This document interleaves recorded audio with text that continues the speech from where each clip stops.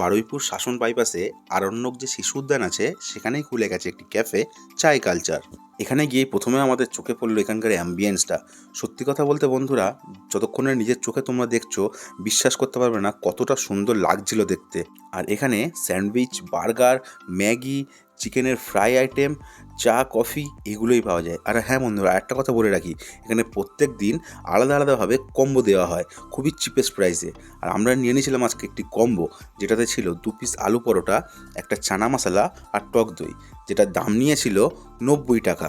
পরোটাটা প্রথমে আমাকে দেখে একটু অয়েলি মনে হয়েছিল, কিন্তু তারপরে যখন টেস্ট করলাম, সত্যি কথা বলছি বন্ধুরা, এত মারাত্মক টেস্ট ছিল যেটা তোমরা বিশ্বাস করতে পারবে না।